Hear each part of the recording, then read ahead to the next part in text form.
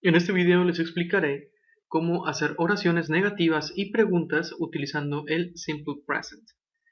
Ya repasamos el presente simple, pero con oraciones positivas solamente. Para las negativas y preguntas, vamos a escribir a continuación la gramática. Para las oraciones negativas, el orden de las palabras es el siguiente.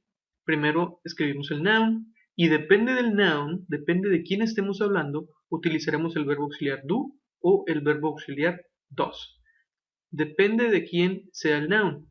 En esta lista nosotros vamos a saber quién es el sujeto que va a utilizar do, quién es el sujeto que va a utilizar does. I, you, we, they, o cuando hablamos en plural, usa do. He, she, it, name, siempre y cuando hablemos de una sola persona, utiliza does. ¿Ok? Entonces hay que tener eso en cuenta. Si hablo de yo, de tú, de usted, de ustedes, de nosotros, de ellos, o estoy hablando en plural, por ejemplo, que menciono varios nombres, Juan y Pedro, entonces estoy hablando de dos nombres, ya estoy hablando en plural. Cuando sea ese mi noun, entonces utilizaré do. Pero si estoy hablando de tercera persona en singular, de él, de ella, de eso, o un nombre, siempre y cuando sea uno solo en singular, vamos a escribir dos. Y enseguida de do o dos escribiremos not, que es lo negativo. Después el verbo. Si recuerdan, en las oraciones positivas estábamos viendo la regla de conjugación 3 de 3. Y en las tres condiciones que marcaba ese 3 de 3 decía que se debe de utilizar esa regla de conjugación cuando se está haciendo una oración positiva. Y como esta es una oración negativa, entonces no va a aplicar. Ya sabemos de antemano que no utilizaremos ese 3 de 3. Y por último, el object. Para las preguntas, debemos de escribir primero el do o el does. En todas las preguntas en inglés debe de estar un verbo detrás del sujeto. Aquí solamente están cambiando de lugar el noun con el do o el does. Entonces ponemos primero do o does y enseguida el noun, porque en inglés así debe ser. Las preguntas deben de estar con un verbo antes del sujeto.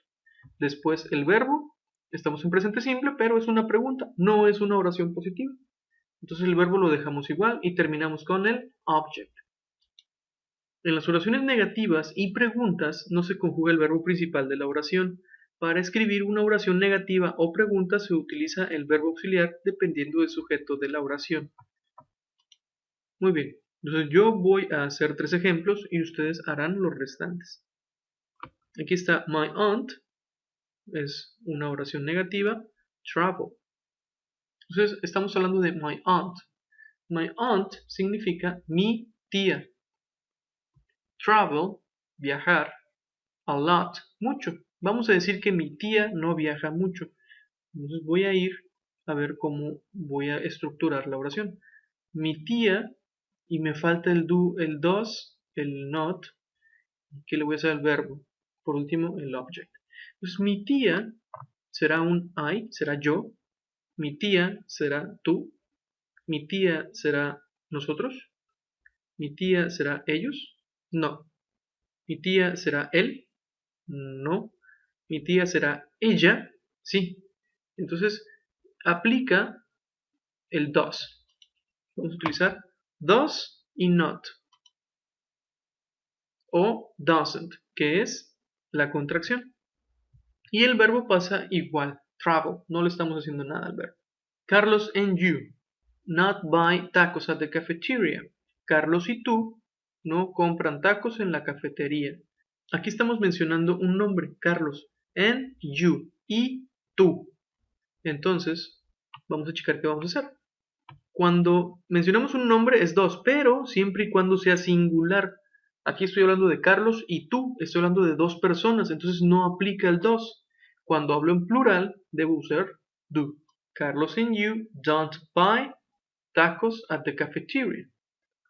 Y por último, we not make a lot of noise. ¿Qué es lo que hace falta aquí en medio? Vamos a ver qué corresponde cuando ponemos we. We do. Entonces vamos a poner we do not make a lot of noise. Nosotros no hacemos mucho ruido. Ustedes se van a encargar de hacer las demás oraciones como tarea. Son 10 oraciones que ustedes van a completar solitos y esto es para el viernes.